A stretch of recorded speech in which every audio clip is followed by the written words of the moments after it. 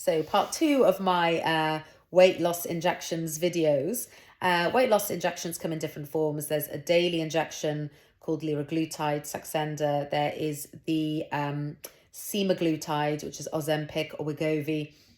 And then there's Mounjaro, which is tirzepatide. I always say it wrong. I think that tirzepatide is how you say it. And the only one that's actually licensed, Saxenda's licensed for weight loss. Is actually very difficult to get at the moment.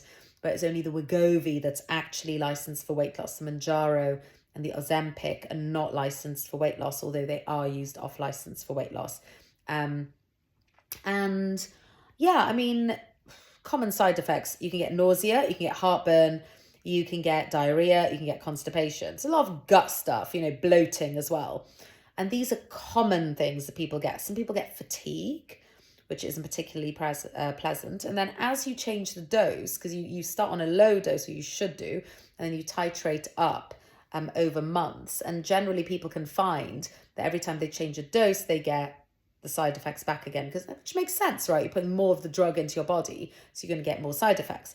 Now, people are always very worried about things like thyroid cancer and pancreatic cancer, which is understandable because you don't want to get like small bowel obstruction, pancreatic cancer, or thyroid cancer. They're serious stuff. But things that are more common and actually people see more of are things like constipation, because you're eating less, you're having less fiber, you're maybe not drinking as much fluid, so you get constipated. And when you get constipated, you get bloating and pain and discomfort, and you can get things like hemorrhoids and piles. Quite unpleasant, right? So it's really important to make sure you have fiber or a fiber supplement to help sort of your bowels flush through. Something else that people commonly have is hair loss. And again, that can make sense. You're eating less, you're getting less nutrients, you're eating less protein. So what I would say, especially when I was on quite a big dose, I'd say like within normal, but a biggish dose, is that I was really optimizing my protein. I was even having like protein powder in my water, just to top up on protein, because I'm so aware that that's important. And the other thing is, if you're not particularly hungry, you don't want to like waste your like meal a day or meal and a half a day on like rubbish junk, right? So like get enough protein in, make sure you're getting some veggies in for your fiber, drink lots of fluids, and then like don't be like, oh, I'm not that hungry, so I'll just have a bag of crisps, which is really easy to do.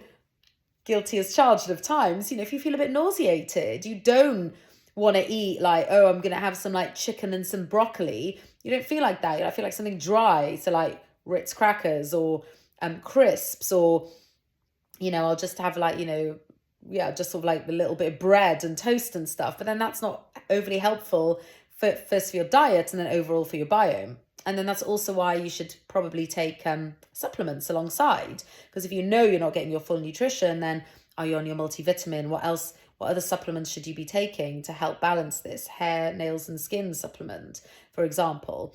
So I think that they're quite useful tips. And if there's anything else you're curious about, do let me know. The other thing I do monitor bloods when people are taking these medications. The guidelines say you should have lost, I think, 5% of your body weight by 3 months.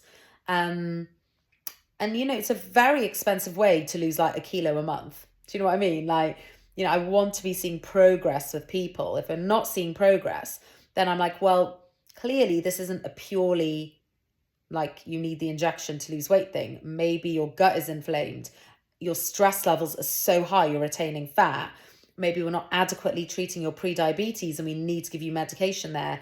Your hormones aren't optimized. So I always try to look at the bigger picture if someone isn't getting the results that I would ideally like them to get with this sort of medication.